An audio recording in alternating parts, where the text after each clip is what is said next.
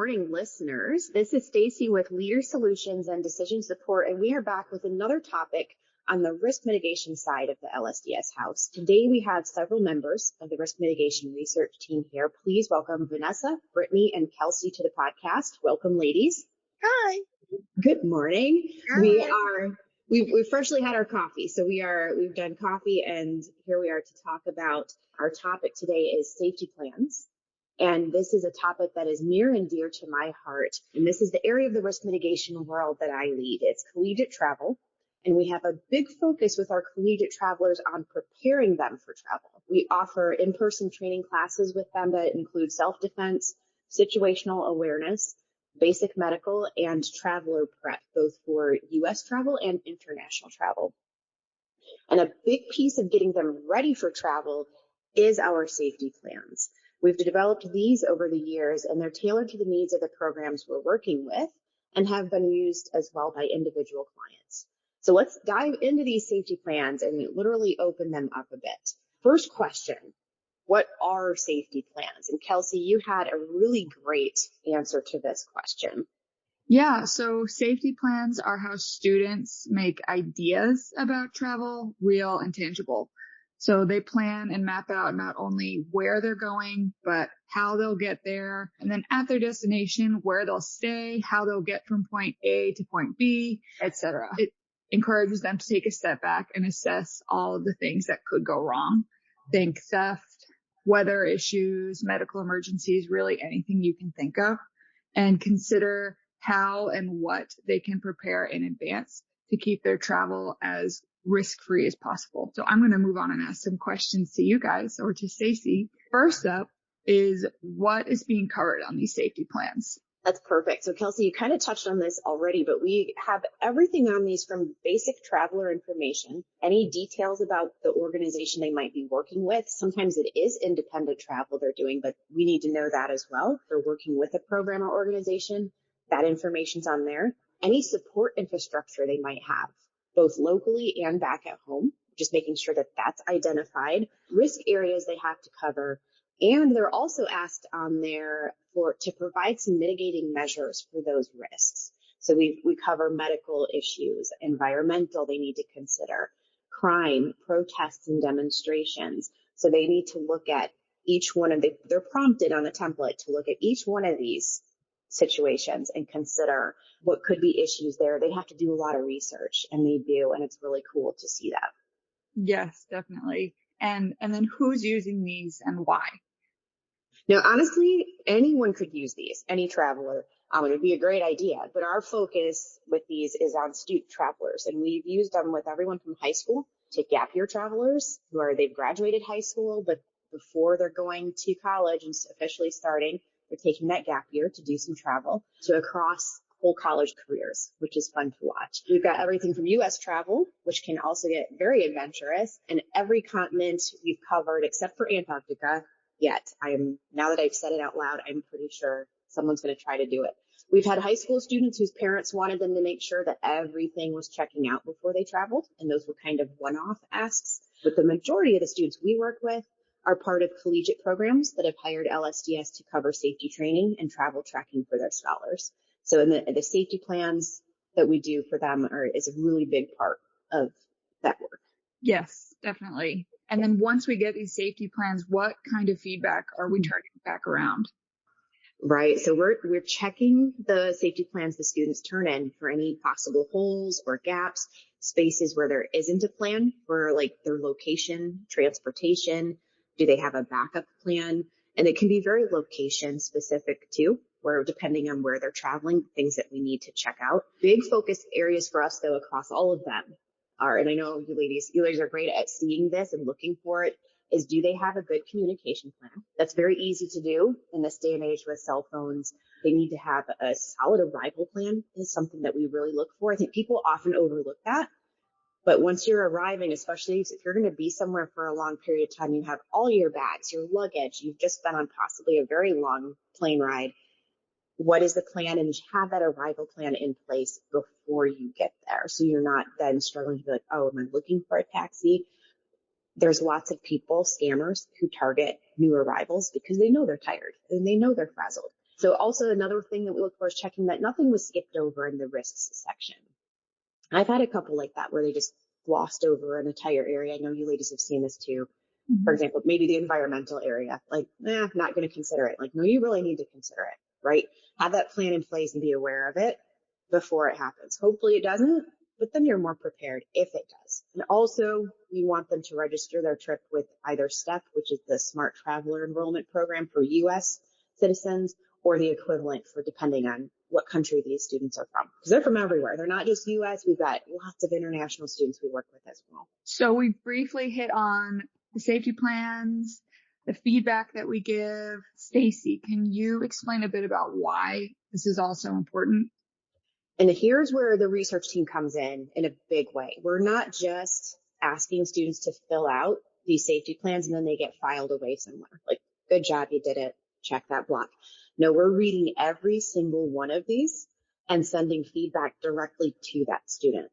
Sometimes there's a bit of back and forth, just to make sure things are covered. They're like, oh, I didn't think of that. Or they had to explain there's a discrepancy in dates or something like that, all sorts of stuff that we catch.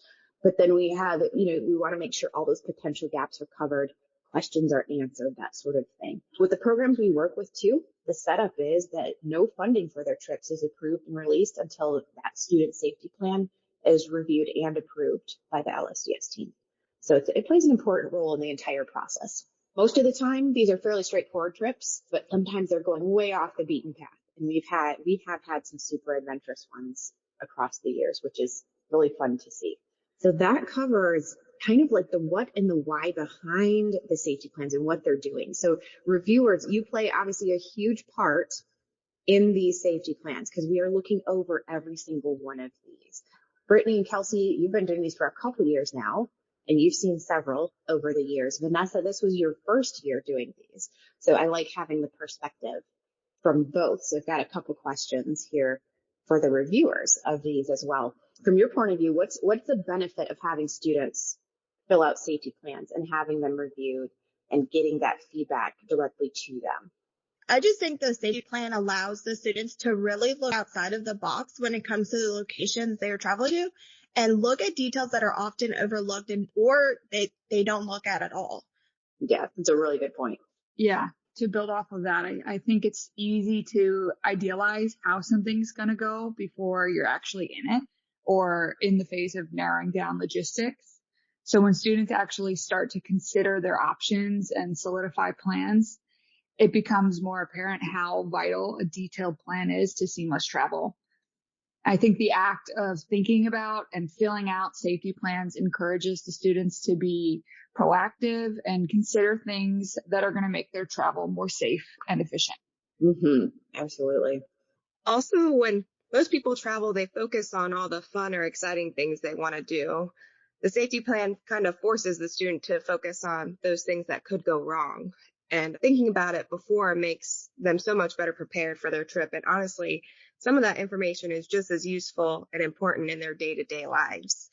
I thought that was a really good point, Vanessa. So building off of that, you just said about the day-to-day life, one of the best safety plans I got this past season was from a young lady who she was going to be living at home with her parents while commuting to the program that she was working with. So it was for school, but it was so close to home that she didn't have to go anywhere technically to do it. And she still had one of the most thorough safety plans I've ever seen. So it's only about a 40-minute drive from home, but she really took the time to go through that entire safety plan. Throughout it, she was like, I do this kind of stuff all the day, but I never really take the time to kind of assess it from this point of view. And she's like, this is a really good exercise. So it's good for day to day, even what we're doing just around close to home on top of like super adventurous stuff too. So that was perfect. So over the years, or just this year too, what have been some of your favorite reviewing moments? I don't know about anyone else, but I've actually gotten some really great vacation ideas on the safety plans. But in all seriousness, I love when I am reviewing a safety plan and I can tell that the student has really taken in the information that we have provided through the training sessions and gives us a well-rounded safety plan. They hit the key points that we talk about in the training sessions and translate that information into their safety plan. I really enjoy reading safety plans where students think of a creative way to mitigate a risk that we hadn't even thought about. When that happens, it really helps us amp up our arsenal of mitigation strategies and really keep other travelers safe. It's also really cool to see how responsive the students are to our feedback and hear how creating a safety plan actually impacted their experience for the better. Yeah, like Kelsey said, when I learn something new from a student, it's always cool. And sometimes they think of something we don't, but other times they have friends that have already traveled there or family in the area. And that gives them a completely different perspective from us just researching the area on the computer. I think a huge benefit too is we've got so many international students we work with too. So learning from them as well, like every year after the end of the season, like you guys have been saying, there's things we add to, like, okay, this is a really great recommendation. Okay, this is really good. We learn from them too, as much as we are trying to teach them, right, to be safe. So it goes both ways. It's hugely beneficial. So this is kind of a fun one. What are some of the most adventurous trips you've reviewed? I think, Stacy, you get the really crazy ones just because being that senior person, I think you like to have your hands in those a little bit more. Like the bike trip across the U.S. Was that last year or the year before? That was 2 years ago. Yeah. But like I said earlier, I've got some really great vacation ideas. I think last year we had a few scholars traveling to Spain to do the Camino de Santiago trails. I didn't honestly hear about those much until I started reviewing these plans. So that's kind of one trip I've added to my list. Yes, and Stacey, you were talking in one of our meetings about someone going to watch orcas in Iceland, I think. Yes. And that is just something I've always dreamed about doing. And it sounded so unbelievably cool. Right. They do some really adventurous stuff. Kelsey, have you seen any across the years that stand out to you? Nothing is coming to mind right away, but I mean, one is like more interesting than the next. We've had some really, really cool trips that these scholars have gone on.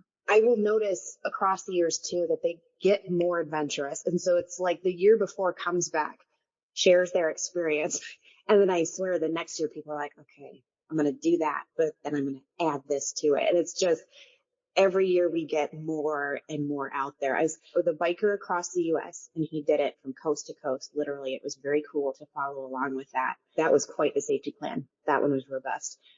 But then there was another one who was in the U.S. up in Alaska, and it was so remote that they had to get dropped off by a plane that could land on that lake that they were going to be by. And that was the only way in or out, was you had to satellite call for this plane to come land on the lake to come get you type thing.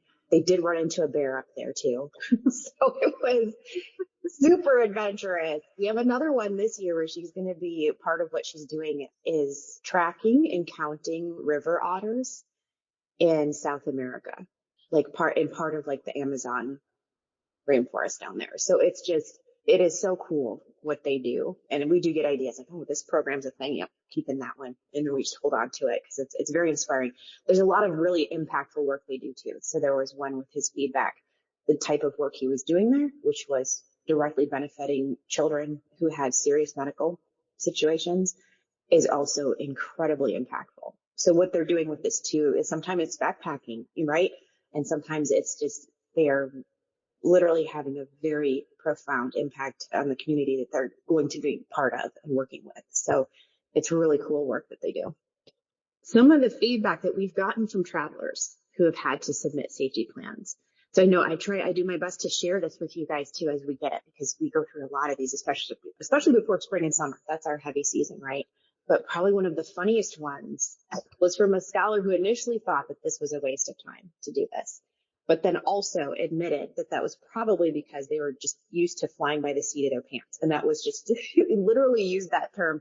And that was just their style of like life. So this was, and I appreciated the honesty so much. So this safety plan really forced them to like have to plan for this and make sure that everything was covered. But it was pretty funny. So it was very honest too. The other end of the spectrum, we end up with scholars who take on all their future travel planning with more depth and detail and have this lens to look through that they've had to exercise while using the safety plans and building them themselves too. I think that's the importance of it too. We're not just telling them what to do, but they have to do it themselves and then we're reviewing it. So that's really important. I hear a lot of feedback both from the staff and parents. We've had multiple scholars and school staff say that parents feel so much better that their kids' travel is being safety checked before it's even approved, and that support extends throughout their travel as well. So we are tracking travel for major events, anything of concern, checking in with students, here to support if they had to change their travel, whatever, during their travel as well. We're also here for the college staff. We work really closely with the school staff to answer any questions that they might have too, before, during, and after the safety plan process, during travel, etc. It's very much a team effort across the board there too. We do get feedback from the scholars often, and I love to see that. So that is fun to see too.